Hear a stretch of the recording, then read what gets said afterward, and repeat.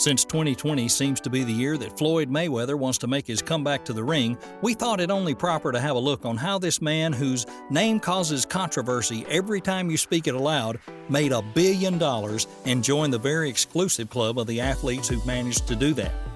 Nicknamed Pretty Boy because of his talent to avoid getting hit by his opponents, then later nicknamed Money because of his talent to make astronomical amounts of money, and then finally nicknamed TBE, meaning the best ever, because why not?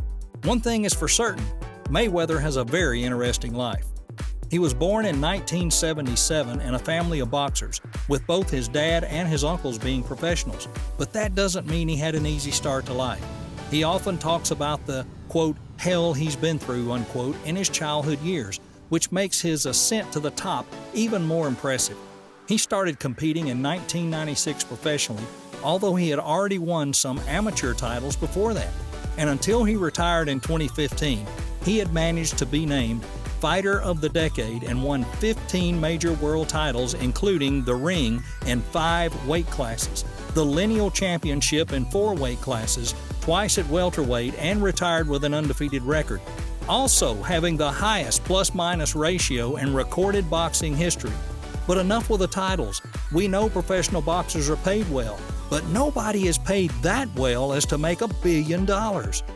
Mayweather, while he was under the management of top-ranked promotions, was making around $5 million per fight, which in itself is most impressive. But he wanted more, much more, and he knew he couldn't have much more if somebody else was on the wheel of his career ship.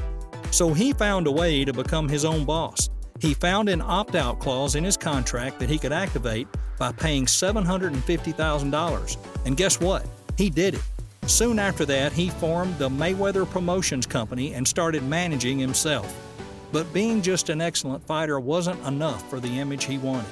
Mayweather quickly became a showman, taunting his opponents, having loud opinions about things, and definitely not hiding how much he loved money.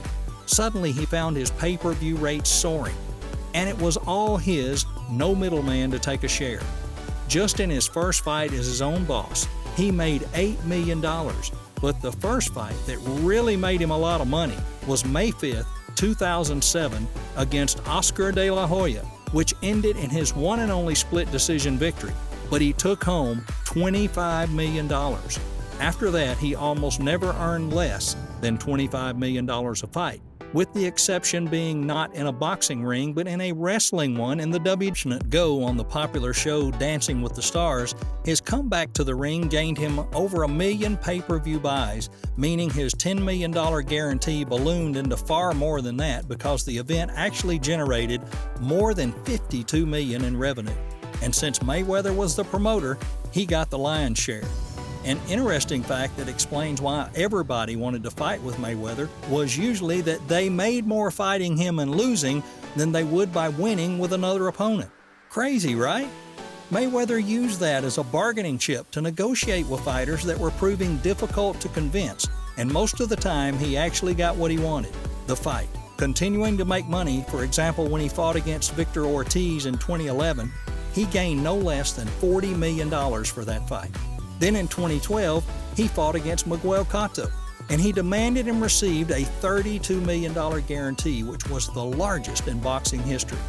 And with 1.5 million pay-per-view buys, the generated jaw-dropping amount of $94 million, you can now start to understand why Mayweather got obsessed with making more and more money and then spending more and more money. If one fight can get you an amount that big, then you don't stop fighting. It's as simple as that.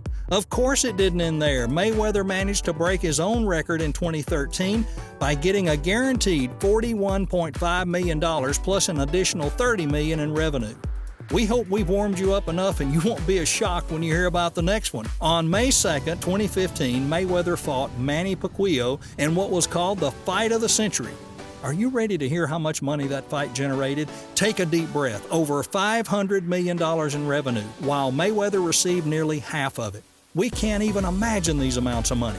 One of the last steps Mayweather took in order to climb to the top of the billionaire mountain was 2 years later, where he fought with UFC superstar Conor McGregor and got him to agree to $30 million in guaranteed money.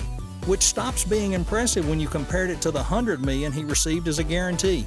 After winning the fight, Mayweather left with a paycheck for, we can't even say it, but here it is, $275 million.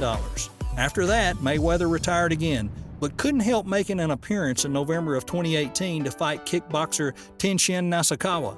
From that, he earned only $9 million, and we can't believe we're saying the word only in front of $9 million. Mayweather, what are you doing to us?